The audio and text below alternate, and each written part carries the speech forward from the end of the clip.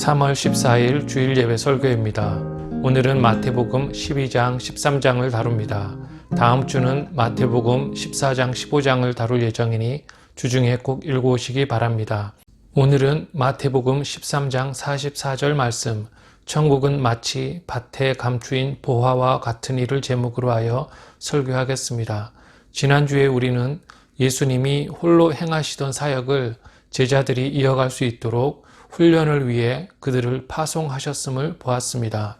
제자들은 예수님처럼 십자가를 지고 따라가야 했으며 또한 조금씩 예수님과 하나님 나라에 대한 도전이 서서히 일어나고 있었습니다.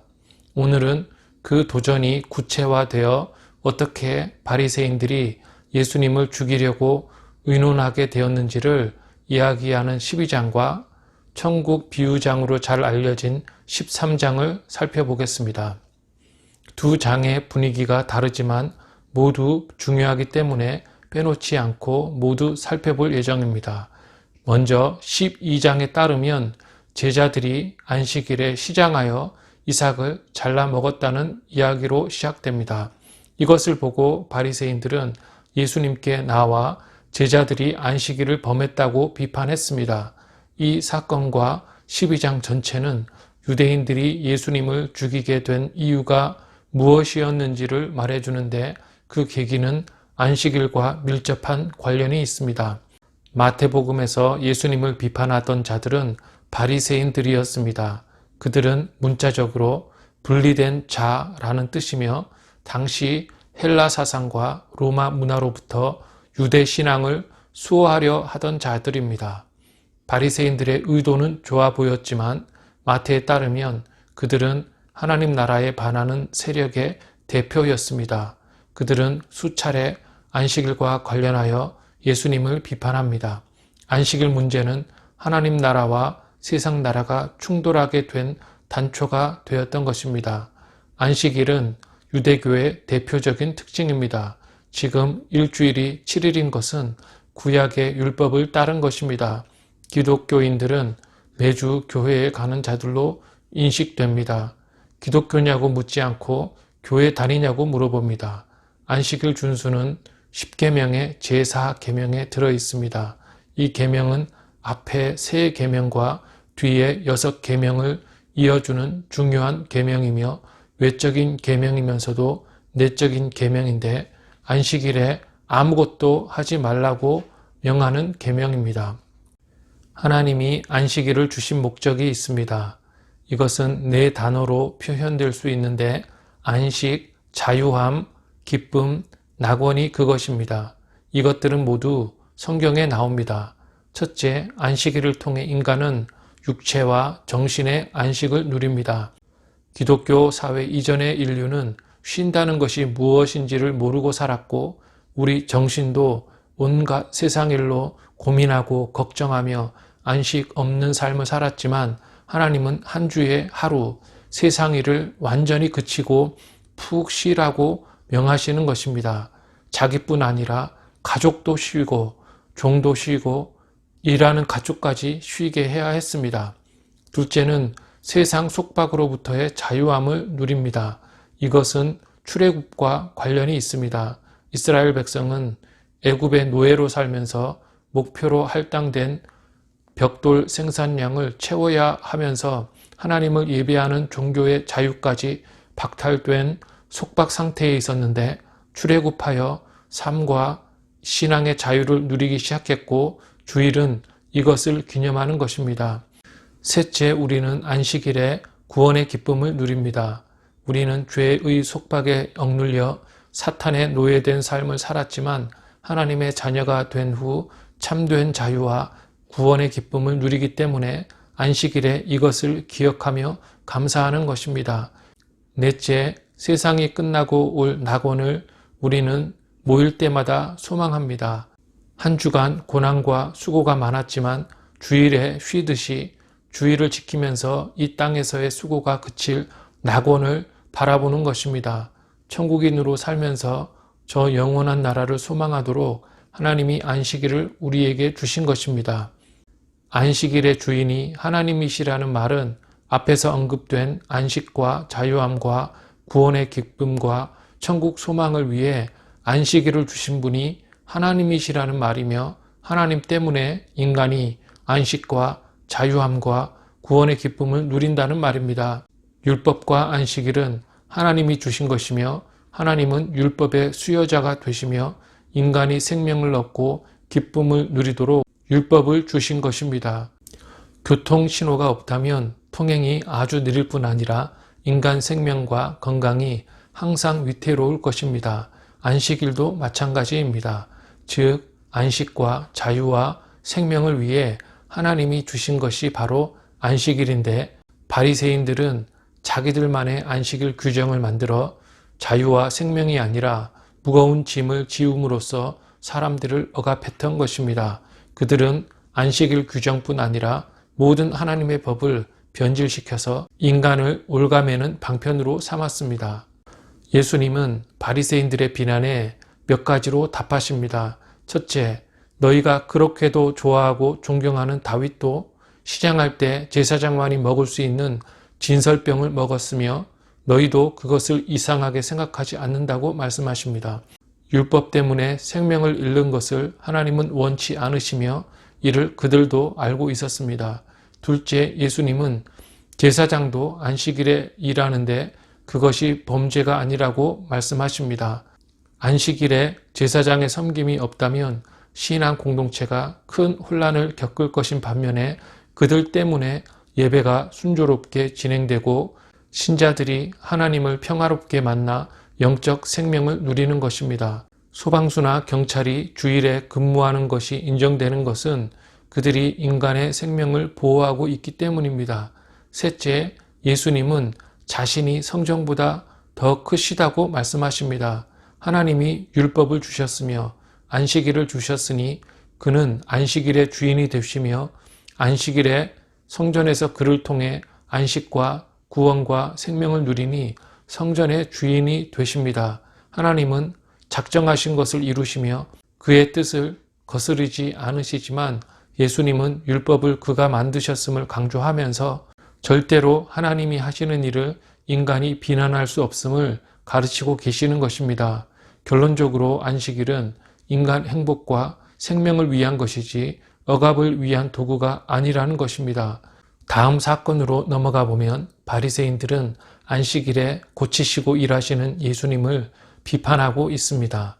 안식일에 예수님이 회당에 들어가셨는데 사람들은 병 고치는 것이 옳은지 묻고 있습니다.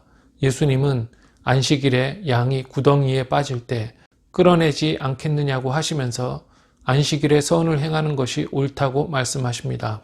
동물의 생명이 위태로울 때도 안식일에 건지는데 하물며 사람이 위험한데 어찌 구하지 않겠느냐는 것입니다. 성경은 이때부터 바리새인들이 어떻게 예수님을 죽일까 의논하기 시작했다고 말씀합니다.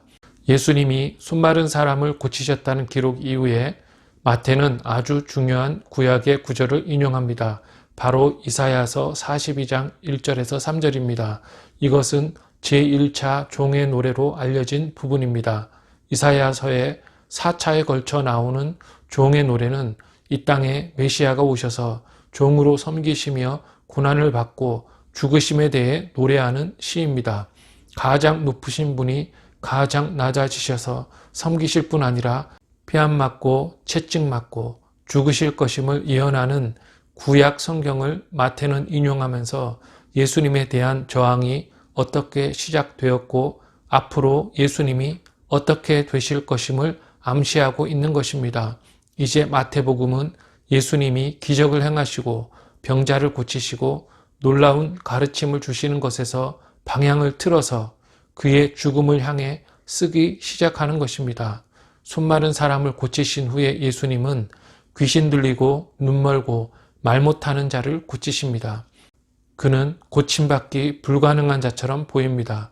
귀신 들리고 눈이 멀고 말 못하는 세 가지 연약함이 한 사람에게 모두 있었던 것입니다. 예수님이 그를 고치시니 그가 말을 하고 보게 되었습니다. 그런데 이것을 보고 바리새인들은 속으로 예수님을 비판합니다. 그들은 귀신의 왕이 도와서 예수님이 귀신을 쫓아냈다고 수군거렸습니다. 예수님은 그들의 마음을 아시고 말씀하십니다. 예수님은 귀신이 귀신을 쫓아내는 것이란 없다고 말씀하십니다. 같은 편이 같은 편을 쫓아내지 않는다는 것이며 그런 나라는 서 있을 수 없다고 하십니다. 귀신이 귀신을 쫓아낸 것이 아니라 하나님이 귀신을 쫓아내신 것입니다. 하나님의 영으로만 귀신이 나갈 수 있으니 귀신이 쫓아내어진다는 것은 하나님의 나라가 임하고 확장되는 것이라고 말씀하십니다. 그러면서 예수님은 바리새인들을 향해 독사의 자식들아, 너희는 악하니 어떻게 선한 말을 할 수 있느냐고 책망하십니다. 즉 하나님의 영으로 기적을 행하시는 예수님을 비판하는 너희가 사탄의 새끼이며 너희는 성령을 거역하고 있기 때문에 사하심을 얻지 못한다고 바리새인들을 저주하시는 것입니다. 바리새인들은 예수님이 하나님의 영으로 일하심을 믿지 못하고 있으며 그것이 바로 예수님을 믿지 못하는 것이며 예수님을 믿지 못하는 것은 천국인과 천국의 원수를 구분하는 기준이 되며 그러므로 그들은 멸망할 것입니다. 12장의 바리새인들 이야기에서 우리가 알게 되는 것이 있습니다. 무리, 제자, 사도가 예수님 편이지만 그렇지 않은 쪽이 있다는 것입니다. 그들은 하나님 나라를 대적하는 나라이며 사탄 아래에서 사탄의 조종을 받는 자들의 나라이며 세상의 공중 권세를 잡고 있어서 예수님에 대한 세속 권세를 주장하려 하고 있습니다. 그들은 이제 어떻게 하면 예수님을 죽일 수 있는지 모의를 시작했고 예수님의 고난의 십자가 길이 점점 뚜렷해지고 있음을 우리는 알 수 있습니다. 하나님 나라의 대적이 안식일 논쟁을 통하여 예수님을 죽이기 위해 모의를 시작했다는 것이 12장이 말하고 있는 바입니다. 그리고 13장으로 넘어갑니다. 13장은 천국 비유장으로 흔히 불리는 장입니다. 13장에는 많은 비유가 있지만 대표적으로 서너 가지가 중요합니다. 그 세 비유는 씨 뿌리는 자의 비유, 가라지 비유, 밭에 감추인 보화 비유입니다. 이것들을 차례로 살펴보겠습니다. 첫째는 씨 뿌리는 자의 비유입니다. 씨 뿌리는 자가 씨를 뿌립니다. 씨가 네 종류의 밭에 떨어집니다. 길가, 돌밭, 가시떨기, 옥토가 그것들입니다. 먼저 씨가 길가에 떨어집니다. 길가라기보다는 길입니다. 길은 사람, 가축 등이 오랫동안 다녀서 딱딱해진 땅입니다. 씨는 딱딱한 땅을 뚫고 뿌리를 내리지 못해서 그냥 있었으며 그래서 새가 와서 먹어버립니다. 그리고 씨가 돌밭에 떨어집니다. 싹은 나지만 뿌리가 깊지 못해 해가 돋자 곧 말라버립니다. 셋째 밭은 가시떨기입니다. 가시떨기에 떨어진 씨는 뿌리를 내려 자라지만 가시가 그 성장을 막아서 더 자라지 못합니다. 그러나 옥토에 떨어진 씨는 뿌리를 내리고 자라서 30배, 60배, 100배 결실합니다. 예수님은 씨 뿌리는 자의 비유를 설명해 주십니다. 씨 뿌리는 자는 천국 말씀이라는 씨를 마음밭에 뿌립니다. 즉 씨는 천국 말씀이며 밭은 우리 마음입니다. 길가는 말씀을 듣지만 깨닫지 못함을 말하며 그럴 때 사탄이 와서 마음에 뿌려진 것을 빼앗아가 버립니다. 그러므로 우리는 말씀을 들을 때 깨달으려고 노력해야 합니다. 깨닫지 못하면 말씀이 마음속으로 들어가지 못하고 10년, 20년 들어도 삶이 변하지 못합니다. 돌밭은 말씀을 듣고 기쁨으로 받지만 말씀 때문에 환난과 박해가 올 때 넘어지는 자를 말합니다. 말씀을 듣고 행할 때 환난과 박해가 오는 것은 당연합니다. 듣고 깨닫는 기쁨이 있지만 환난에 넘어지니 자라지 못하는 것입니다. 가시떨기란 말씀을 듣고 깨닫지만 세상의 염려, 재물의 유혹 때문에 더 자라지 못하는 밭을 말합니다. 누가복음은 삶의 즐거움이라는 가시떨기를 더하여 말합니다. 세상의 염려가 가득하고 재물의 유혹에 끌리고 세상이 너무 즐거워 죽겠는 자는 말씀을 듣고 깨달아도 자라지 못하고 열매를 맺지 못하는 것입니다. 성장과 결실을 방해하는 것을 제거해야 말씀이 열매를 맺는데 그런 밭이 바로 옥토입니다. 옥토는 간단합니다. 옥토란 말씀을 듣고 깨달아 열매 맺는 밭입니다.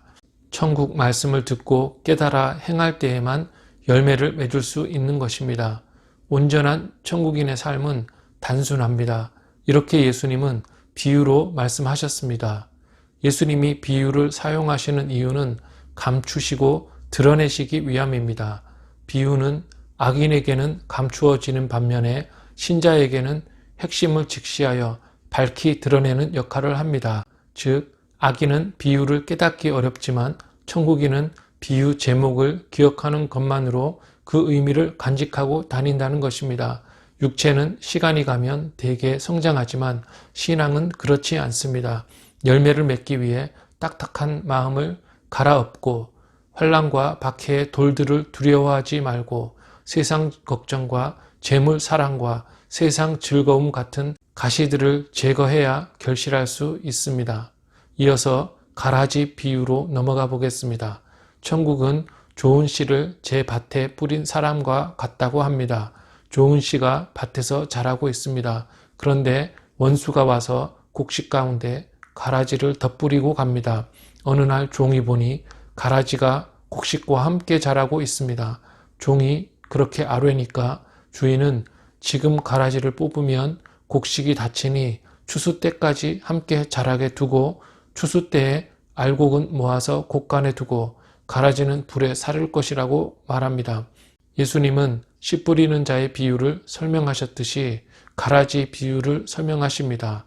13장 37에서 40절을 보면 예수님은 좋은 씨를 뿌리는 이는 인자요, 밭은 세상이요, 좋은 씨는 천국의 아들들이요, 가라지는 악한 자의 아들들이요, 가라지를 뿌린 원수는 마귀요, 추수 때는 세상 끝이요, 추수꾼은 천사들이니 그런즉 가라지를 거두어 불에 사르는 것 같이 세상 끝에도 그러하리라고 말씀하십니다. 지금 가라지를 뽑으면 알곡이 닫히니 종말 때까지 기다리시겠다는 것입니다. 이 비유는 같은 장 뒤쪽에 나오는 물고기 비유와 같은 의미를 지닙니다. 어부가 물고기를 잡고 있습니다. 그물을 끌어올려 보니 그물 속에 좋은 것과 나쁜 것이 섞여 있습니다. 어부는 좋은 것은 그릇에 담고 나쁜 것은 버린다는 비유입니다. 세상도 마찬가지입니다. 이 하나의 둥근 땅에 알곡과 가라지가 섞여 있습니다. 씨 뿌리는 자의 비유에 따르면 좋은 씨는 30배, 60배, 100배의 결실을 맺습니다. 그런데 가라지가 함께 존재합니다. 애석하게도 한 교회 건물 안에도 가라지가 있을 수 있습니다. 예수님 당시의 바리새인들도 성경을 사용한 악인들이었습니다. 그러나 하나님은 마지막 때까지 그들을 심판하지 않으십니다.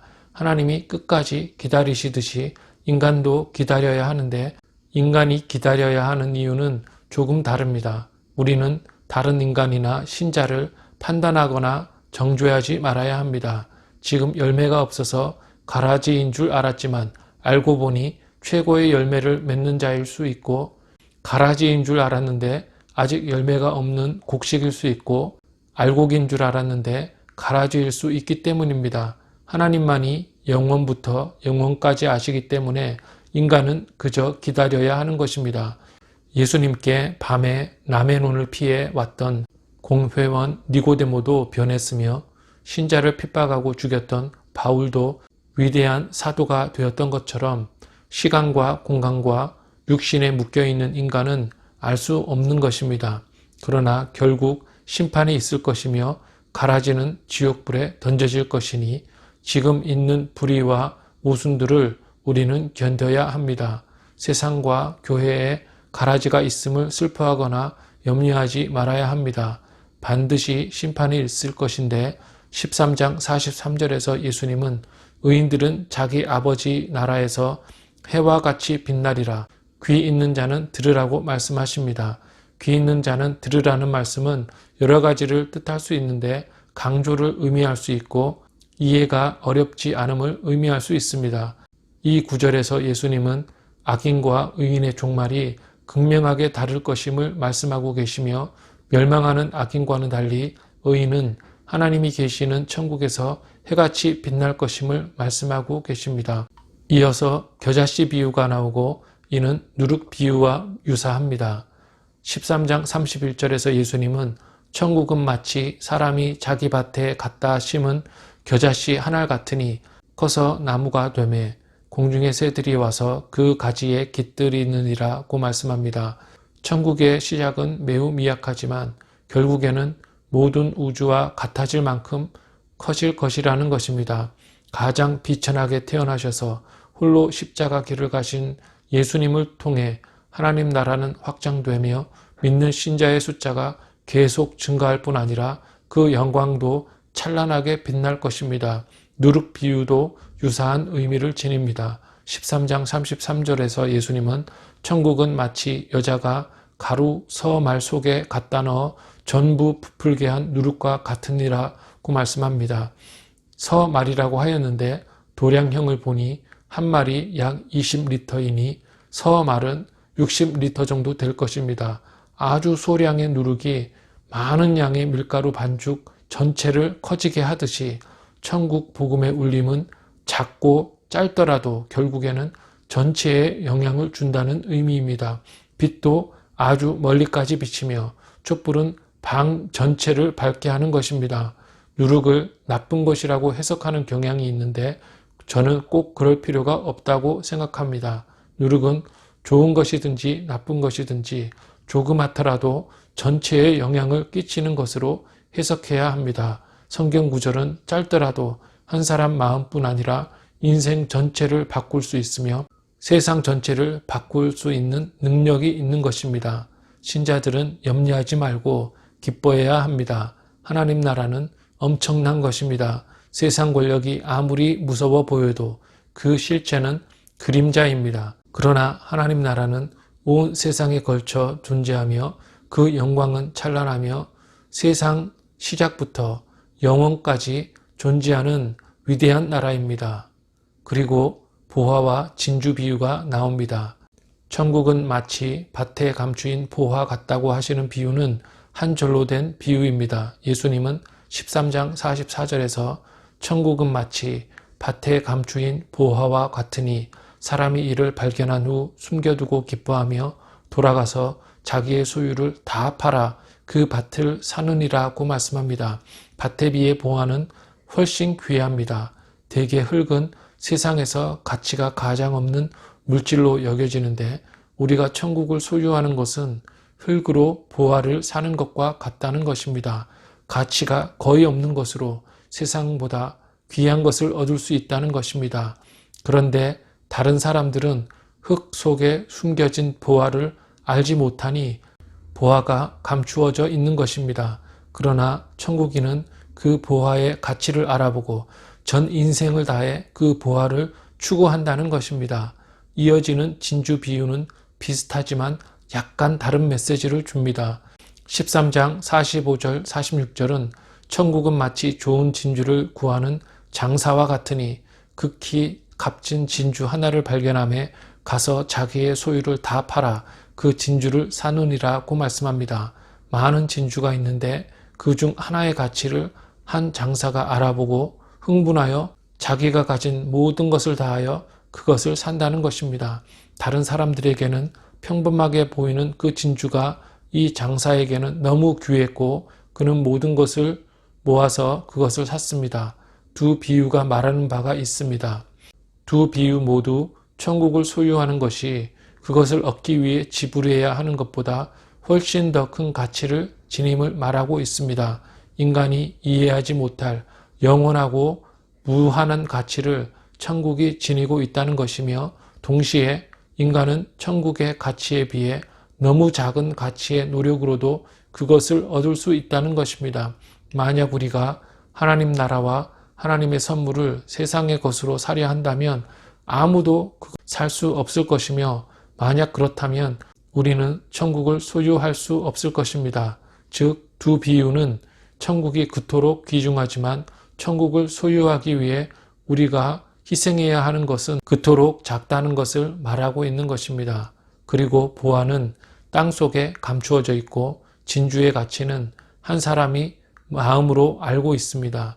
즉, 천국의 가치가 모든 사람에게 똑같이 인식되지 않고 가치가 숨어 있는데 아는 자들은 그 가치가 얼마나 큰지 알고 있다는 것입니다. 그래서 내가 모든 것을 다해 왜 그것을 사는지 다른 사람은 모릅니다. 모든 것을 다해 보화와 진주를 산다는 것은 내 인생의 모든 것을 다하여 모든 무가치한 것들을 버려 그것을 추구해야 한다는 것이며 천국은 우리 삶에서 가장 우선되어야 한다는 것입니다. 우리는 육적 욕망을 버리고 천국을 소유하려는 삶을 살아야 합니다.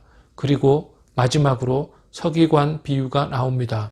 13장 52절은 천국의 제자된 서기관마다 마치 새 것과 옛 것을 그 곳간에서 내오는 집주인과 같으니라고 말씀합니다. 여기서 옛 것과 새 것은 구약과 신약을 의미하지 않습니다. 이 비유는 교회의 교사들이 어떻게 가르쳐야 하는지에 대해 말씀하고 있습니다. 천국인은 말씀과 하나님의 뜻을 깨닫는 삶을 살아야 열매 맺는 삶을 살 수 있기 때문에 천국의 교사들은 끊임없이 다양한 것들을 적용하고 배합하여 가르쳐서 천국 백성이 깨달을 수 있게 해야 한다는 것입니다. 옛 것은 이전의 지식을 뜻한다면 새 것은 현재의 상황에 대한 지식을 뜻할 것입니다. 옛 것과 새 것을 그리고 그 관계들을 잘 알아야 올바로 효과적으로 가르칠 수 있는 것입니다.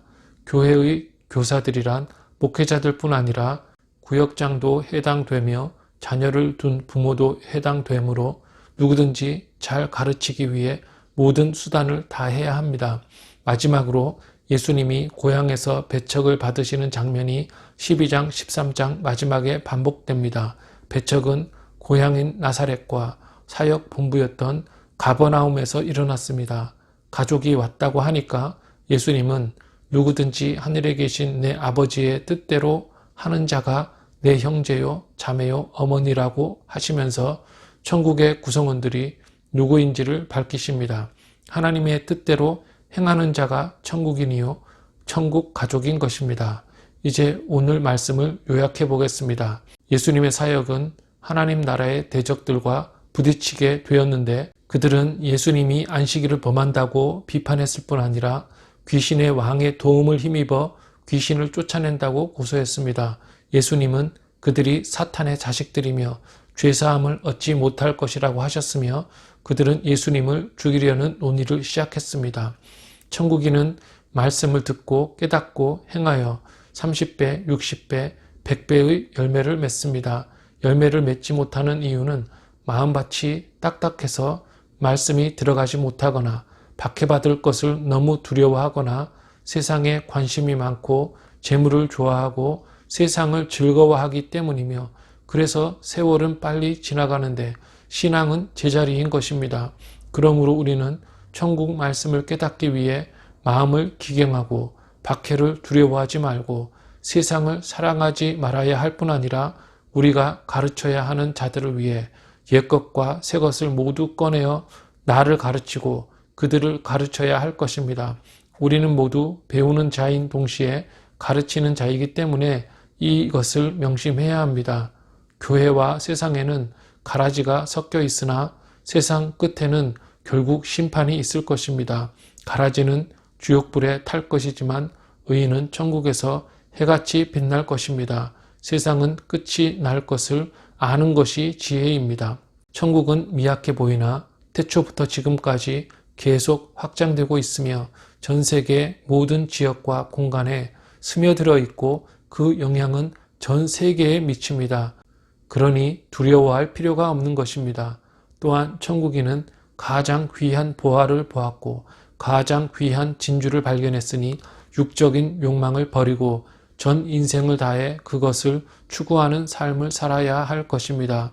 성도 여러분, 하나님 나라를 위해 날마다 기도하고 그 나라가 인생의 목적이 되어 천국을 위해 사는 천국인이 되시기를 주님의 이름으로 축원합니다.